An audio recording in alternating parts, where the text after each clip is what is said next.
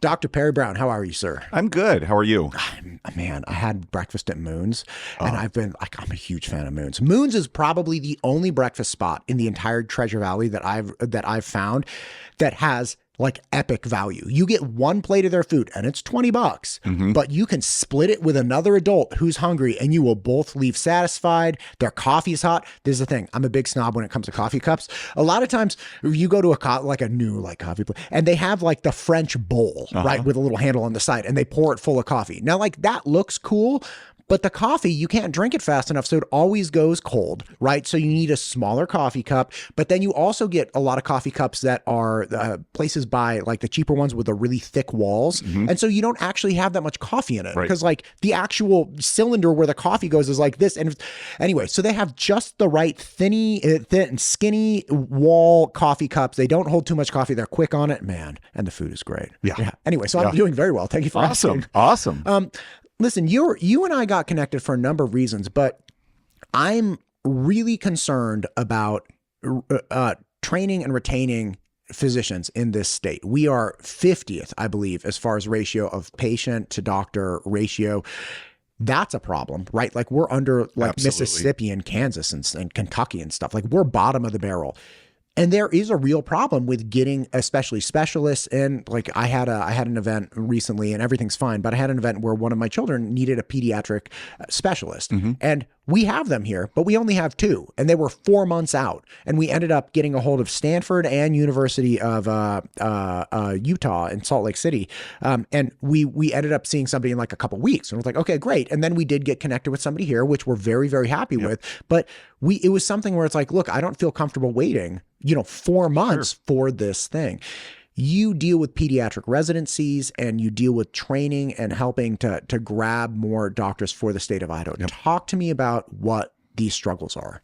Sure, absolutely. Well, the first thing I would say is I'm sorry that you and your child had that challenge. It really is a challenge. It's a challenge across the country in terms of pediatric subspecialists. But it's especially a challenge in Idaho because of our distances and because, as you said, of our, patient to physician ratios.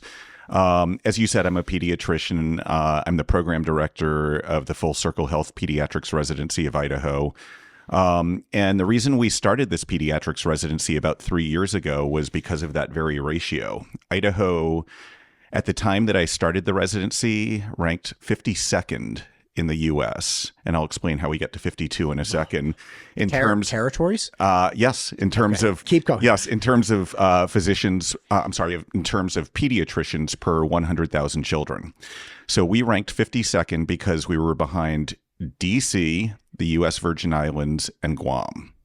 We ranked lower than Guam as far as pediatrician to patient ratio. Correct. Wow. And a big piece of that had to do with the fact that prior to starting this pediatrics residency, if you were in a car starting from Seattle or Portland and you drove east, staying within 1,000 miles, which is a large area of the Canadian border, so staying north of Salt Lake City, you would have to drive 1,400 miles to get to the next pediatrics training program, which was in very eastern South Dakota. So the problem has really been lack of training opportunities in the northern Rocky Mountain, Intermountain region. But there's a number of other factors that play a role. A big piece of it is that we have historically, we have had relatively few medical student training seats for Idahoans who want to go to medical school. And we've historically had very few training seats for people who are willing to come to Idaho for medical school from outside. So those have been, significant contributors. And then more recently, we've had some new contributors. Okay, so keep going. What do you mean? Okay, so like I got all the time. I don't even know the right questions. Just go. Okay, I will. So I think some of the new contributors. So as I said, we started up this residency program 3 years ago.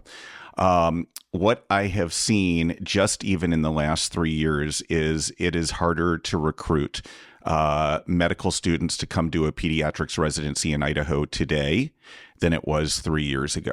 It's hard, like genuinely, it's 3 years ago, you're like, hey, come in, and you had a 50% success rate. Now you're down to 40% success rate. So we've been able to fill each of our classes. We have a small pediatrics residency. It's only 4 residents per class. We purposely wanted to start small. But what we've found is that the way that we recruit for residencies, it's an interesting system called the match system, which is in itself its own fascinating story. But basically, each program creates a rank list of the people that they've interviewed, and you hope that you fill your program before you run out of people on the rank list. Gotcha, because they also have to rank. Exactly. Okay, so it's a dual ranking system where you're like, hey, these are my 20, yes. right? These are the people top to bottom, and you hope that that matches up somewhat with somebody being like, Idaho is my number 1 too. That's Instead exactly of everybody being like, Idaho is my number 20. Yep. And those rank lists, the individual medical students rank list and the residency program rank list, get put into this computer system, and it churns through. And at the end of it, we find out who our 4 residents are. The residents find out who's going where, and they're actually obligated to go to that place. So they can't can't reject the draft. Yes. Okay. So the reason I'm saying it's gotten harder to recruit medical students to come to Idaho to be residents is that we find that we have come closer and closer each of the last 3 years to not filling our program, not filling all 4 slots. We've had to go towards the bottom of our rank list in some cases. So, and it's not just a pediatrics thing. There was a program in Idaho this year that had 10 slots that filled 0. Okay, back up. So there's a residency program in Idaho that was like, hey, we got 10 seats. What was the specialty?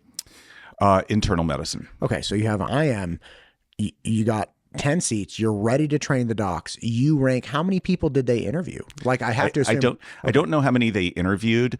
There's something called the SOAP after the match where you can try and find people who didn't match who didn't find a spot in the regular match and grab them. But in the original match, we had several programs in Idaho that did not fill all their slots. And this is a new trend. This is not like, hey, we've never filled all our slots. Correct. Or we've never, it's like, no. In the last 70, whatever it might be, right? Like we've had successes and now we're coming to like real no success. So either we're wanting the wrong people or they're just not wanting us at all. Yeah. The hard part is, so the trend has actually become more challenging over the last several years. We actually, as a program, do a post-match survey reaching out to the medical students who were at our lowest rank that we matched or higher but didn't choose our program, and ask them why, ask them what influenced their decision, what we might have done differently in the interview process, how can we improve, et cetera. Many of our responses came back that they were concerned about their safety as a physician and politics in Idaho, and being concerned about whether or not they really wanted to have a medical career in Idaho.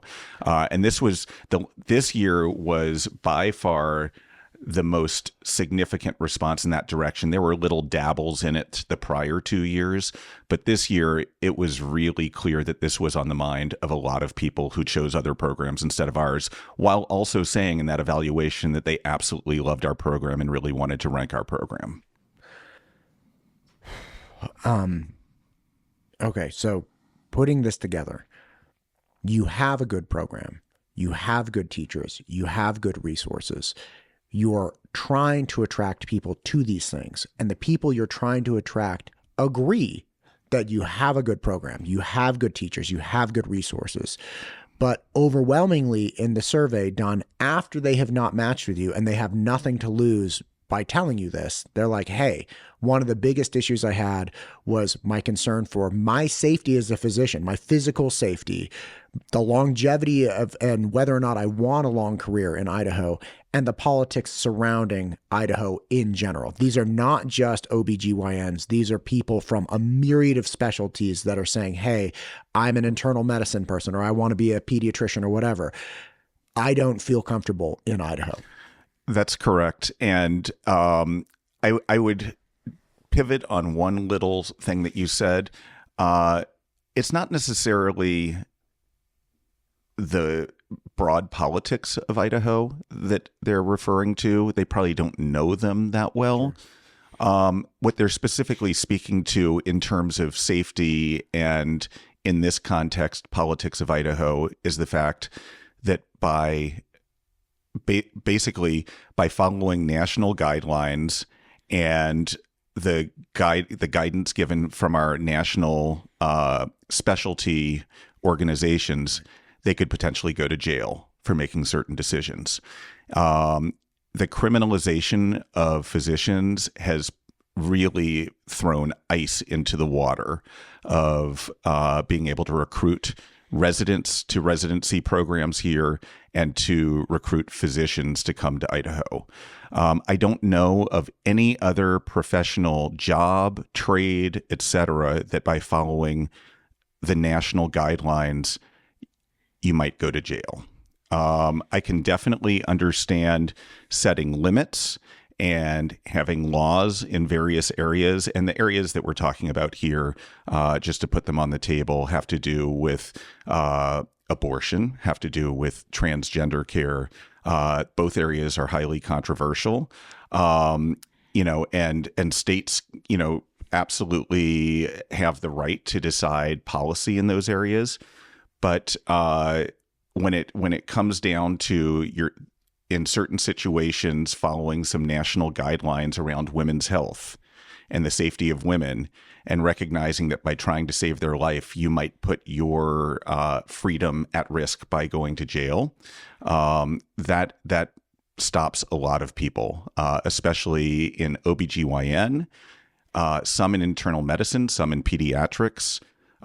Those family medicine physicians who want to participate in obstetric care, that just throws ice in the water in terms of being able to recruit them. Gosh.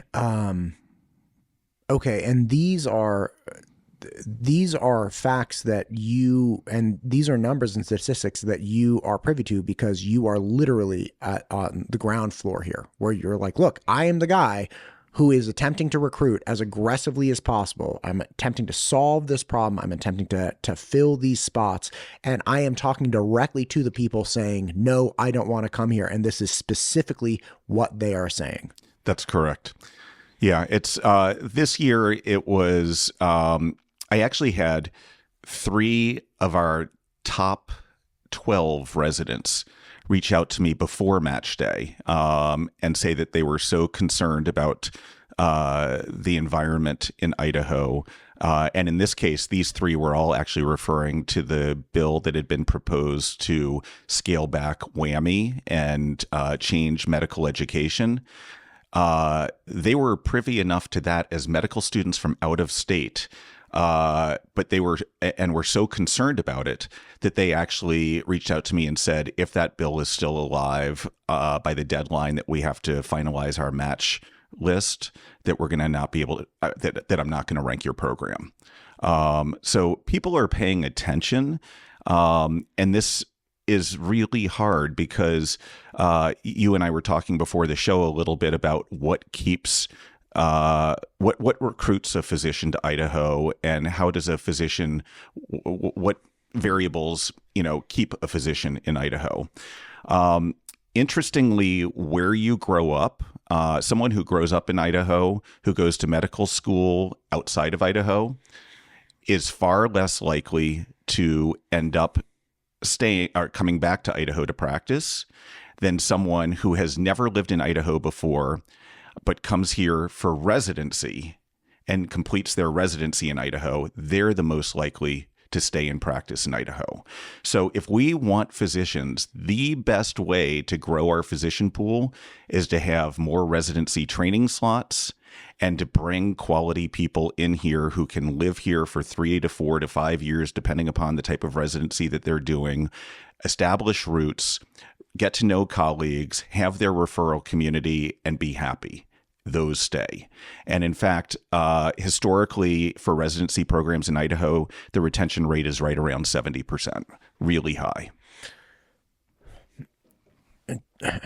There are a lot of criticisms of say our female reproductive laws, right? And people are very on both sides, right? Because you have people that are very convicted and feel that, you know, we should go farther. And we saw bills that came to the floor this last legislative session where it's like, wow, that's a push even farther, right? Yep. Like in one bill, I believe was proposing, that didn't make it out of committee, that was proposing that if you had a miscarriage outside of a hospital setting, that you would be compelled to bring some evidence of fetal matter to a hospital so that they could verify that this was a natural miscarriage. Yep. And I'm correct on that, right?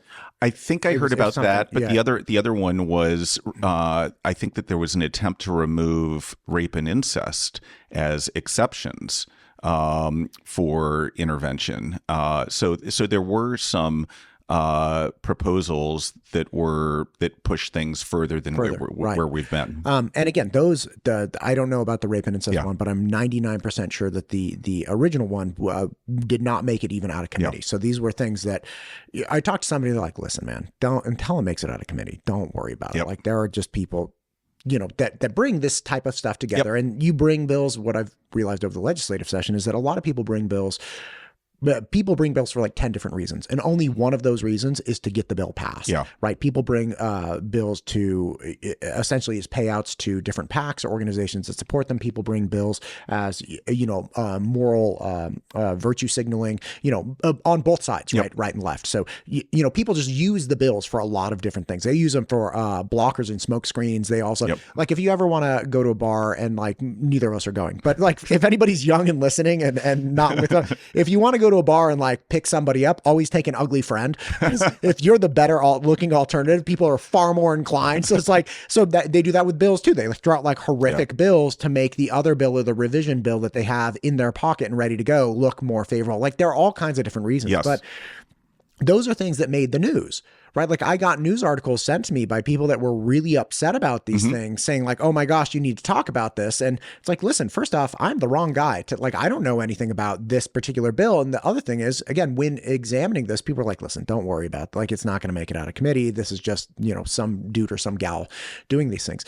But that does paint a very specific picture of the elected representatives in the state of Idaho and the political sentiment in Idaho. And, you know, like I see it, and I understand a broader picture now that I've spent every day, all day, you know, for the last several months dealing with this. It's like, oh, okay, I get this big picture, but nobody outside of the state is going to know that. Nobody even in the state knows that, right? Like the number of people that I'm close with that I would say like, oh yeah, this happened, crazy, right? They're like, what? And they have no idea. They don't know the system. They don't know the breakdown of why people do things. They don't even know the bills. They see something come up.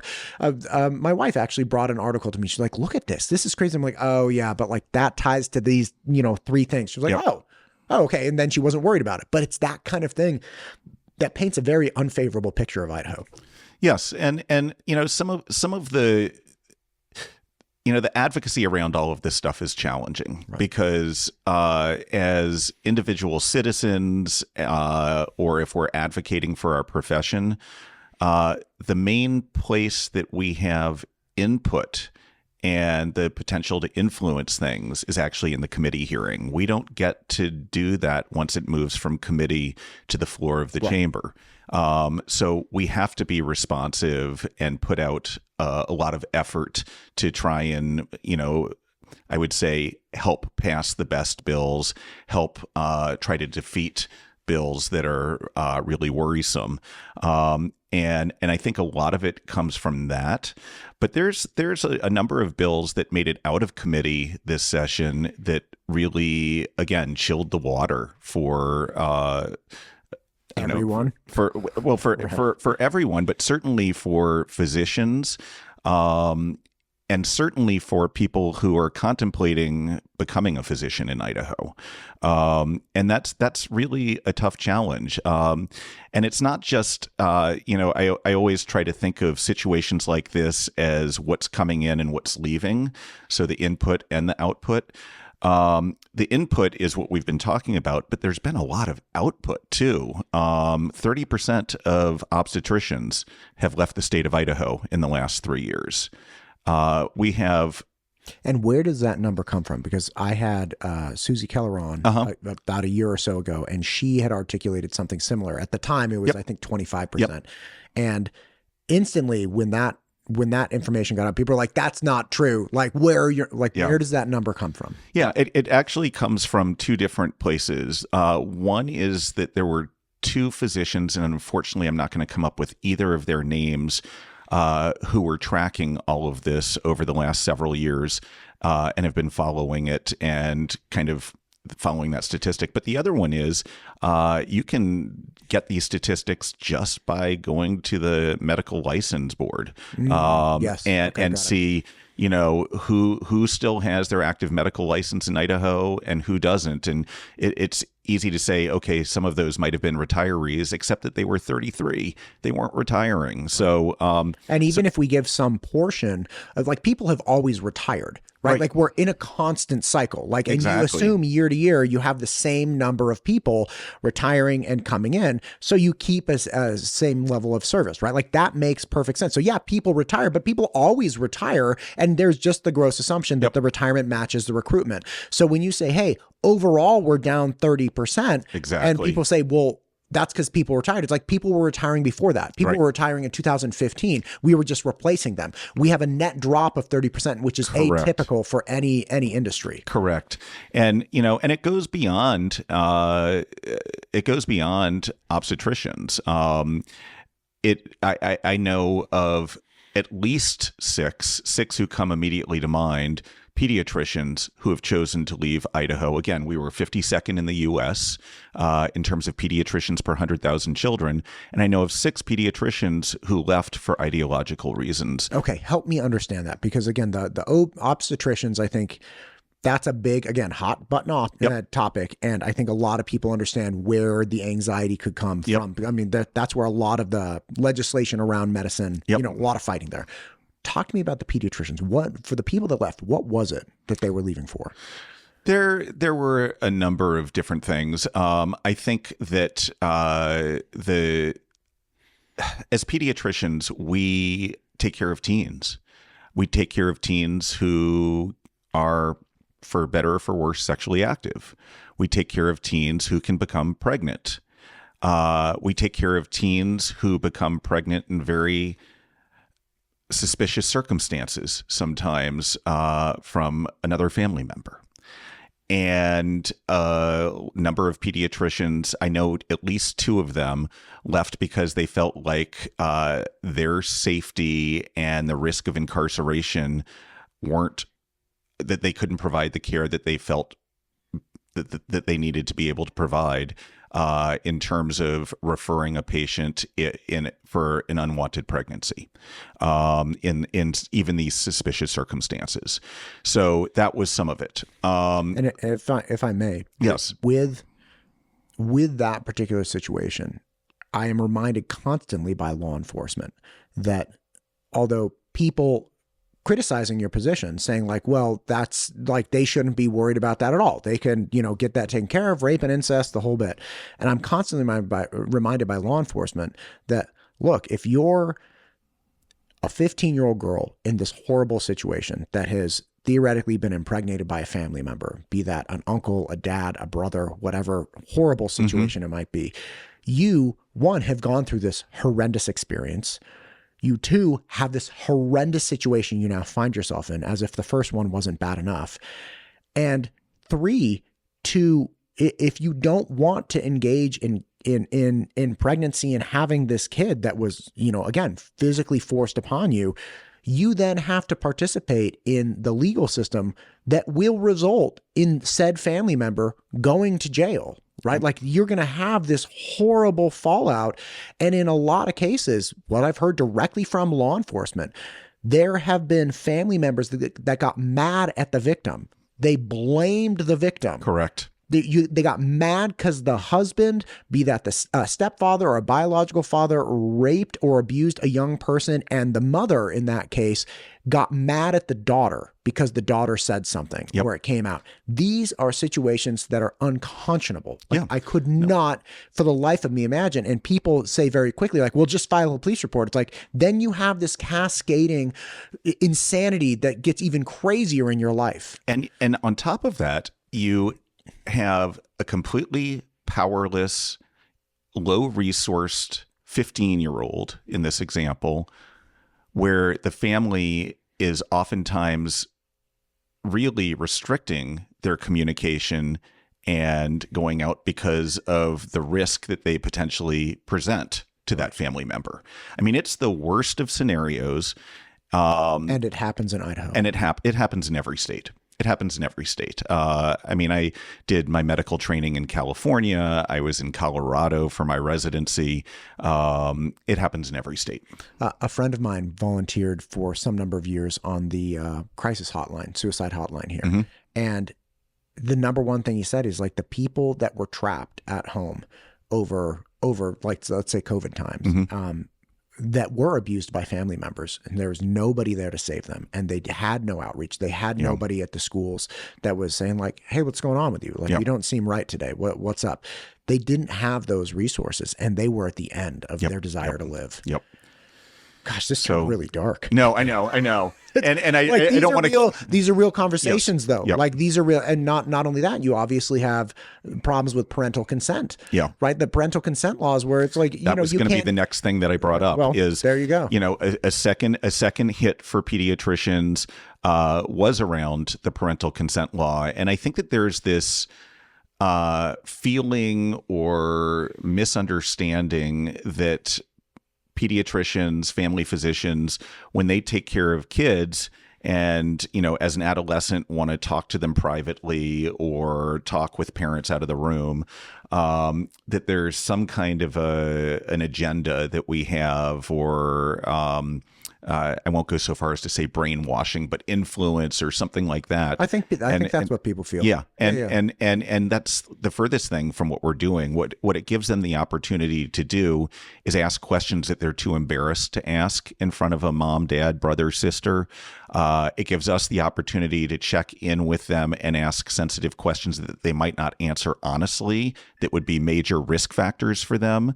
When my wife was pregnant, I have 3 beautiful boys, and every time when she was pregnant, I was really taken aback initially. But when we would go in, because I would go to the appointments with her, trying to be the good husband, like I'd go in, and they're like, you're going to have to wait out here. Yeah. And they'd go and talk to her. And initially I was really, again, taken. I was like, what are you doing? Yeah. But then again, hearing the explanation of essentially, like, look, you will have a certain number of people that come in here, a significant enough number of people that will not speak freely in front of the person they're there with, be it a husband, boyfriend, family member, whoever it is. They're not, and it's significant enough, and this yields results for protecting women.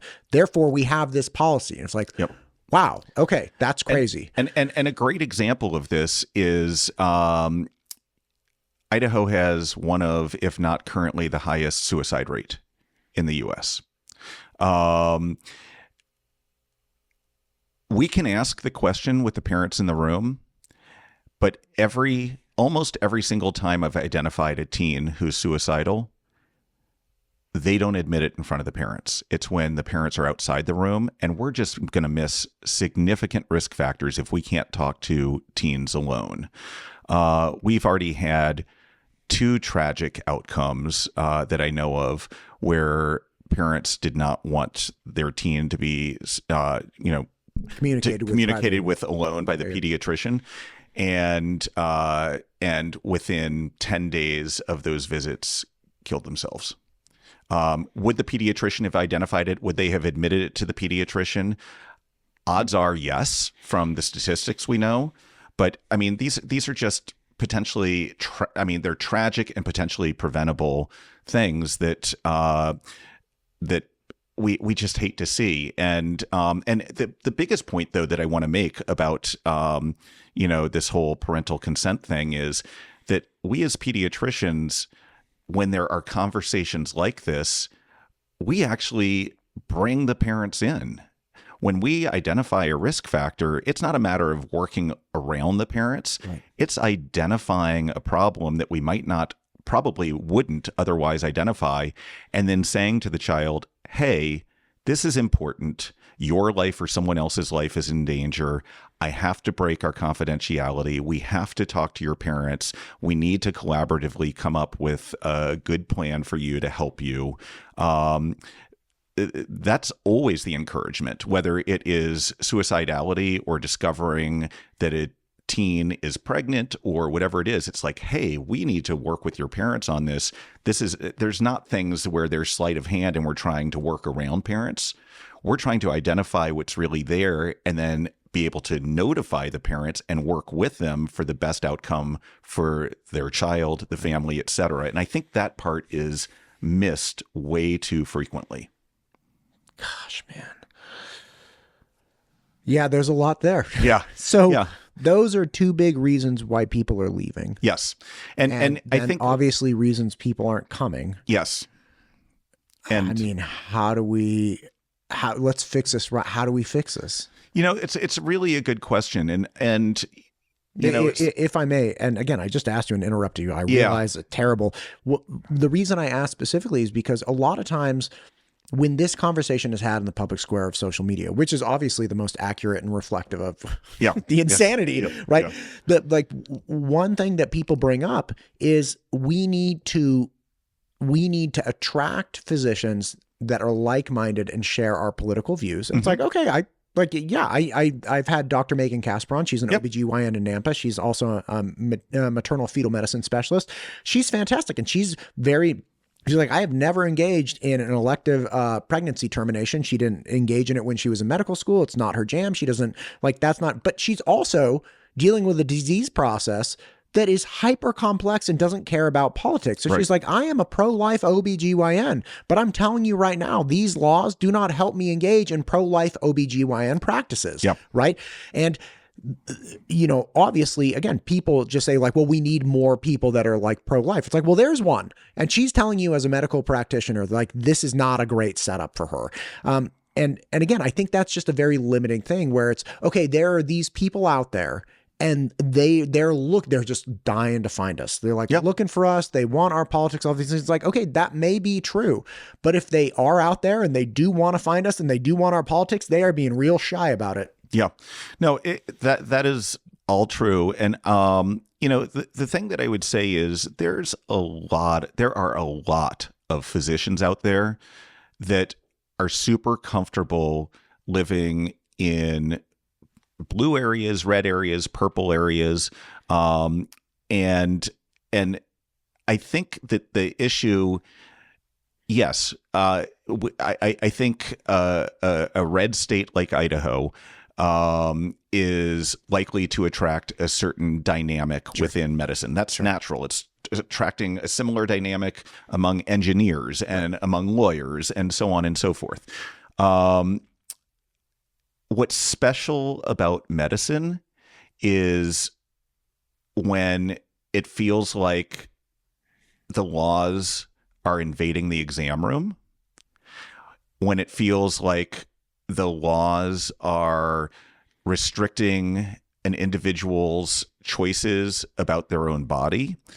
And most significantly, from the feedback that I get from everyone, when we as individual members of the profession actually have in state statute things that incarcerate us for doing the job that we're doing and following, in many cases, national guidelines.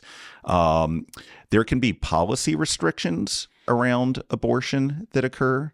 They do not need to include criminalization of a physician who's not even performing the procedure. How does that work? If you give a referral? Exactly. There's been talk about things like that, or assisting the transport or something like that. And the really hard part, and again, I'm not an obstetrician. This is not my area of expertise, but when is it that a woman's life is in imminent danger? Where is that cutoff? It's easy to write the words down and put it into law. It's really hard to define where that point is. Is it when their heart rate starts to go up because they're becoming infected from, a non-viable pregnancy? It could be an ectopic pregnancy. It could be, an early rupture of membranes at 16 weeks. And unfortunately, the fetus is getting infected and mom's uterus is getting infected. When is that point that you can terminate what is already, unfortunately, a non-viable pregnancy? It states imminent danger to mom, but where is that point? Is it when she is needing to be coded? And that lack of clarity, there has been a recent court case that has tried to shed a little bit more clarity on this. But it's those sorts of situations that make physicians run for the hills, because we're here to help people. We're here to heal people. We're here to keep people as healthy as possible. We're not here to watch over someone as they're starting to die until they get close enough to death that then we try to save them, but we might not be able to. Gosh. The first time I had Dr. Megan Casper on, and again, I don't know anything about medicine. Mm-hmm. I'm a dude, I barely know anything about this microphone, but I was trying to tease out and understand this exact problem, which is like, can't we make like a list? Can't we make like a bunch of numbers, like little, even something as small as like, okay, heart rate variance or something. I was like, can we tease this out? And she very patiently and kindly explained to me, it's like, we are not dealing in absolutes. We are not dealing with like, once you cross this threshold, this happens, right? Or this. She's like, if your risk of stroke from a pregnancy and like all kinds of things goes from 5% to 50%, is your life now your risk of a stroke is 50%. How bad is a stroke? Are you going to be paralyzed if you end up actually having the baby? Are you going to be able to take care of the baby or yourself? Right? Like all of these different things. And she's like, and we are dealing with this variable disease process that doesn't care about any of this. It doesn't, and we don't know. What we do know is probabilities. And you have, everybody can come up with the exception case. There was a gal, who I ended up kind of getting connected with, whose baby had trisomy 18, I believe. Yep. And I got educated on that because of, various reasons years back. And, again,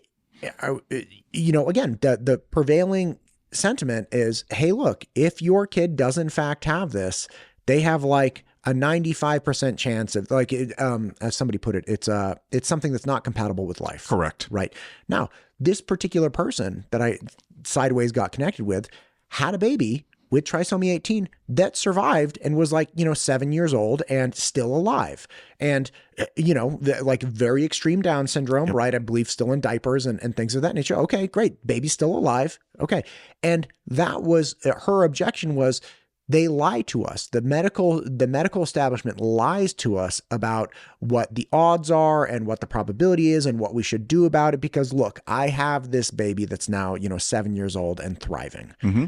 And you can look at that and say like, okay, that might be true if it were black and white, but everybody's dealing with probabilities, and the probability they gave you is accurate based on, let's say, 100,000 cases of trisomy 18. Yeah. You may be the like 0.01% Correct. that has a living child at the age of 7 with this particular ailment.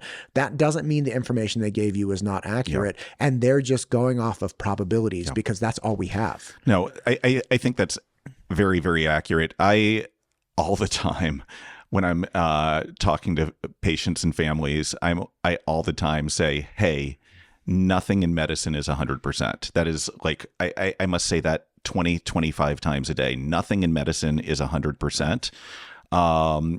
We do deal in probabilities. We do deal in good evidence.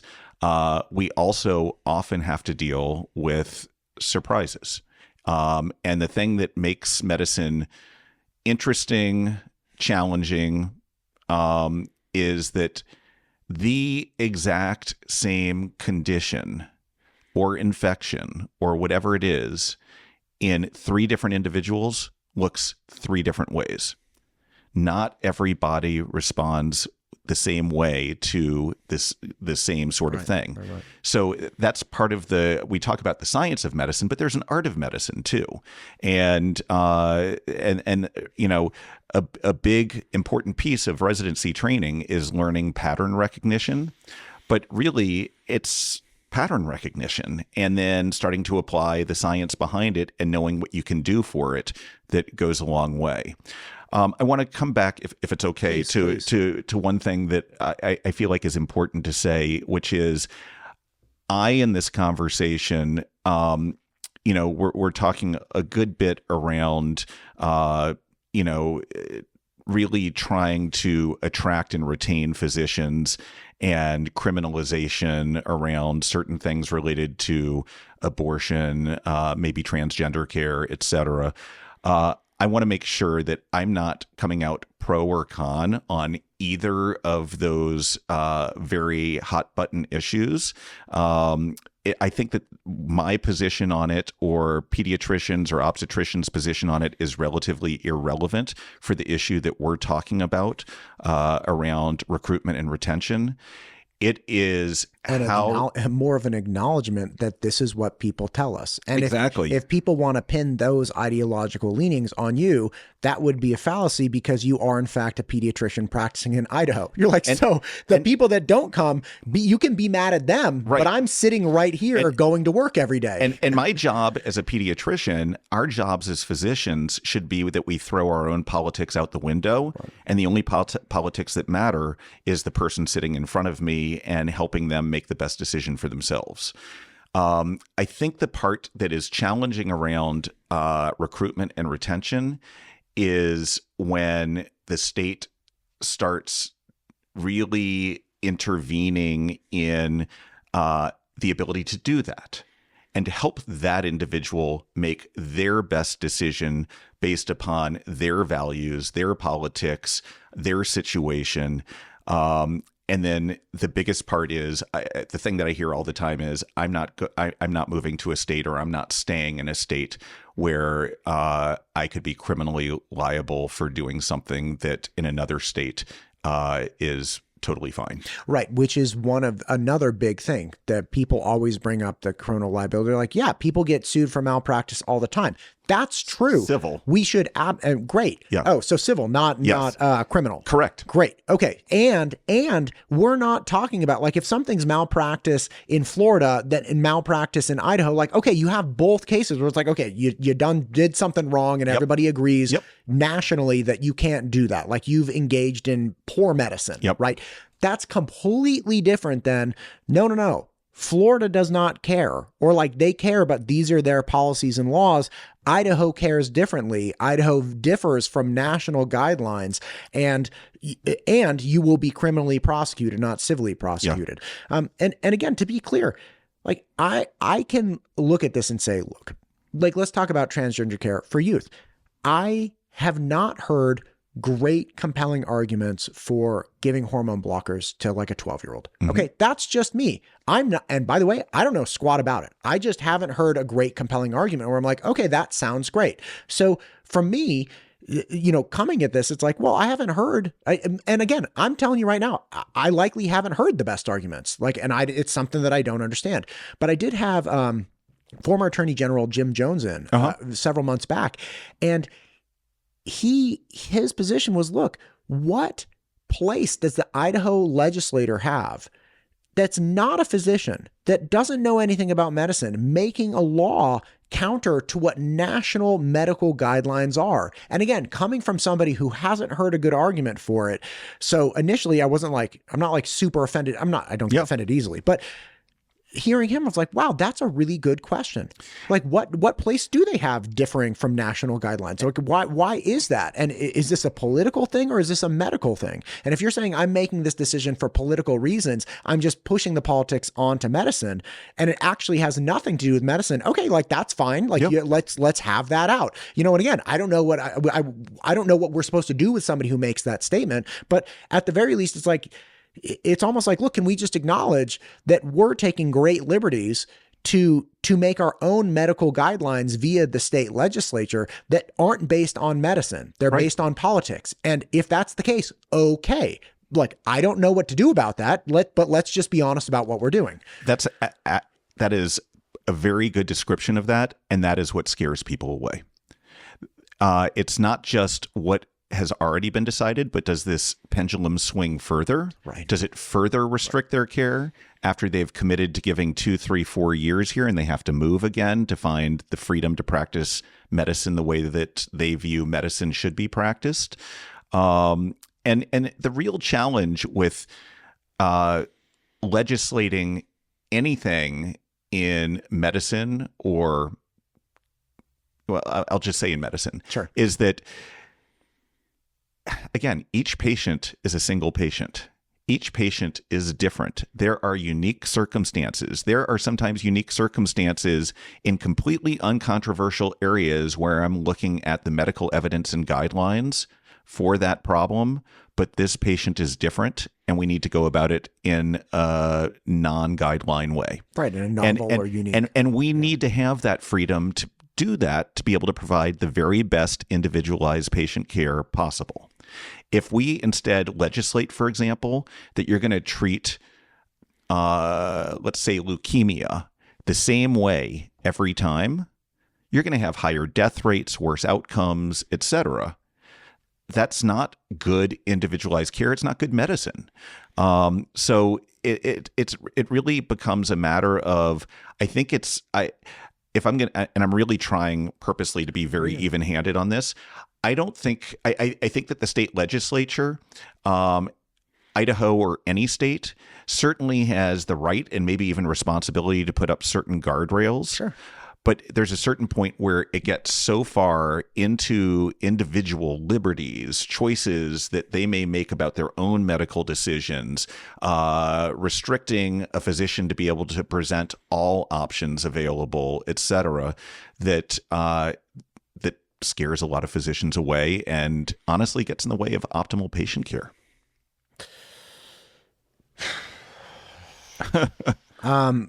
Listen, Dr. Perry Brown, I have a lot more questions, and I would really like to talk to you about how we resolve these things.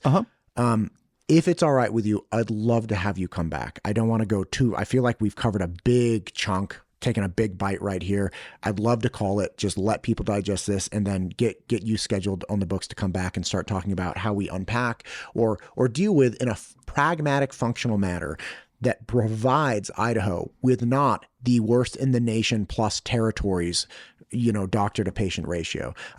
If that works with you, I'd love to do that. I mean, we've covered a lot here. This is good stuff. No, absolutely. I've enjoyed talking with you, and I'd be more than happy to come back. And I think that is probably the even more important discussion. We've talked about our current situation. I think the more important discussion is, where can we go from here to make Idaho become a place where physicians and all people want to live, happily together and working well together.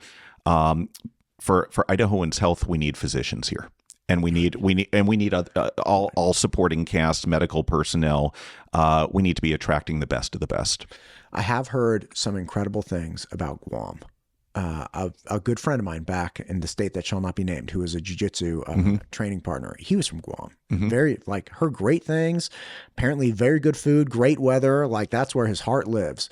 I have never heard anybody say that they have incredible medical care or provide incredible, medical resources. And so to hear that they're even better than us, it gives me pause. They have better access and shorter wait times to get medical care for most things than about 70% of Idaho. We'll hit that when we come back. Thank you, doctor, for coming in. I appreciate you. Yeah, thank you.